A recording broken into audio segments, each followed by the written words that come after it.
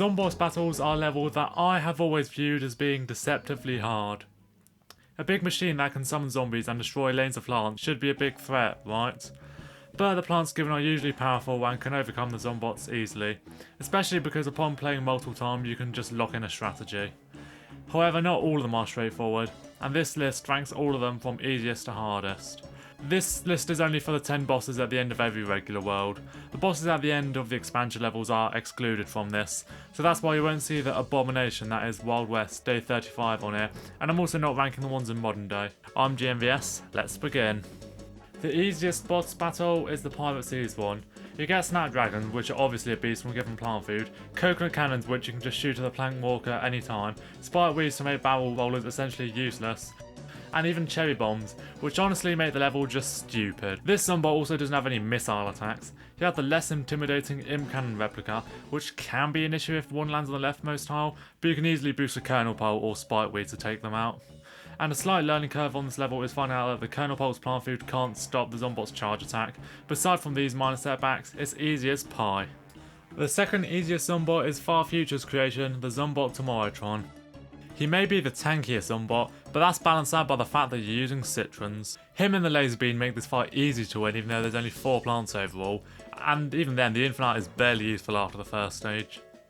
You get power tiles too, but the configuration of them's kind of awkward, because you get 3 of each, so you have to just try and figure out what to do with them from there. The only hard part about this fight is that you get very little plant food towards the end, so if you deplete it all early on, you might be in a tight situation, but it's probably the simplest overall with its minimal plant count and only one real arrangement.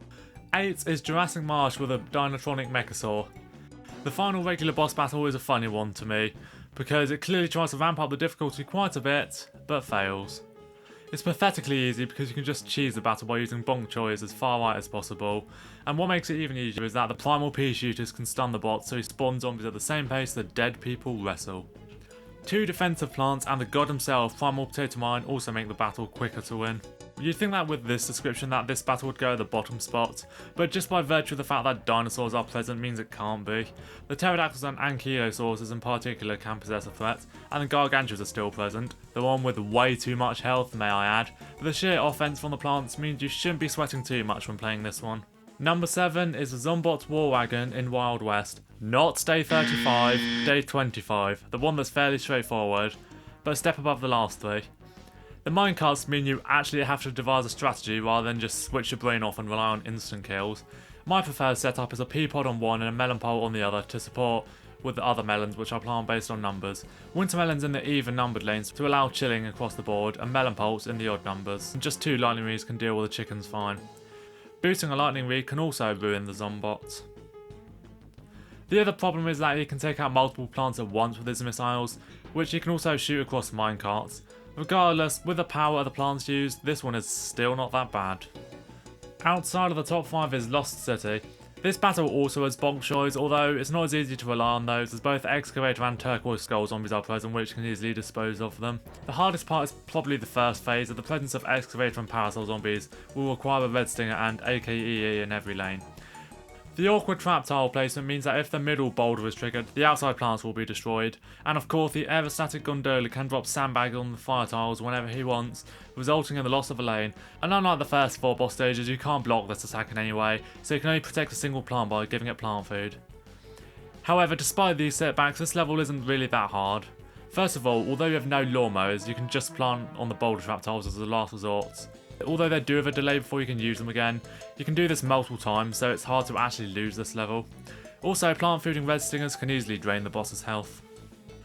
Number 5 is the Sphinxinator, the OG, the first of many, the one that should have been easy as he's in the first world, but isn't. While he's not extremely tough, he's easily the hardest out of all the spider design Zombots, and the fact he's likely the first one you'll face also raises the difficulties. You may not know what to do as a first timer. Yes, you get bonk choice, but you also get stacks of buckheads and explorers, and the Sphinxinator uses charge attack way too much. Graves are also a nuisance due to tomb raisers and the bot's missile attack spawning them. Luckily you have an array of powerful plants to use, especially repeaters and choys, and bloomerangs are very useful in the last wave to take out explorers protected by pharaohs. Overall, coming back to it with leveled plants isn't too tricky, but if you're playing for the first time, you might fail on your first try. In 4th place is the Big Wave Beach boss. While this is one of the easiest levels in Big Wave Beach, which doesn't say a lot considering how bonkers the world is, it's in the upper band of difficulty. The easiest part is that banana launchers are present, which you can fire with a Sharktronic sub to sap his HP, and the boosted lily pad is a helpful assist. The hard parts include his turbine attack, which suck plants in.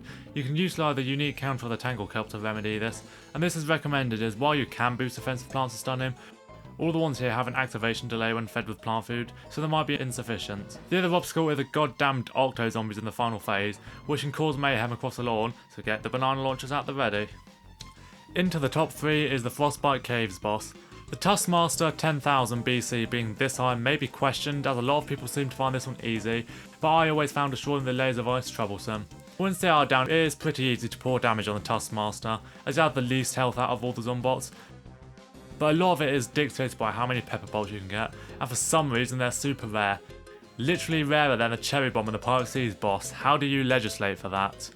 The other things that ease the difficulty are the fact that the Zombot has no lane clearing attacks, he frees them instead, and the summon zombies aren't that threatening as you get no weasel hoarders, just a few weasels on their own if the blocks stack up enough. The ice environment means you can use the world exclusive Power Flame to your advantage, but all in all, in spite of the relaxed difficulty of the world, this level may require practice. The runner-up is the Zombot Dark Dragon from Dark Ages. The first non-spider style Zombot is tough stuff for various reasons. The zombies in the world are already dangerous, and they are summoned all over the place instead of one at a time in one lane. The plants given also aren't exactly stellar. Sure, you get a boosted Magnet Shroom and Fume Shrooms, but you also get Kernel Pulse for reasons unknown, and Puff Shrooms, which are only really useful as a last resort. The fact you get both those and Peanuts in a level which features freaking Jester zombies, Popcap, I hope you have a nice long chat with the person who came up with that idea. You only get Jesters in the first phase, which sounds chill as you don't have to deal with these tumours later on, but your only weapon of choice against them is Fume Shrooms, and it usually takes 2 of them to get the job done, and it takes forever to set them up. And then in the second stage you get swarms of Gargantuas. Need I say more? Also, his lane clearing attack is like the Lost City one, but not only do his take out 2 lanes, they leave behind burning patches which you can't plant on for some time, and if an Imp Dragon gets through them, you're out of luck. The saving grace of this level is the boosted Magnet Shrooms, as it cripples Bucket and Night Zombies and can stun the Zombot briefly, but you can only have 1 Magnet Shroom at a time, and of course you are able to utilise Fume Shroom's top tier boost to get ahead, but if this level has you smashing your phone in anger, I don't blame you. And taking the top spot is Satan himself, the goddamn multi-stage masher, courtesy of Neon Mixtape Tour. I don't think a lot of people are going to disagree with me on this one. The multi-stage masher has 5 phases instead of 3, his jams which switch up the gameplay massively, and the lane clearing attack is busted beyond belief.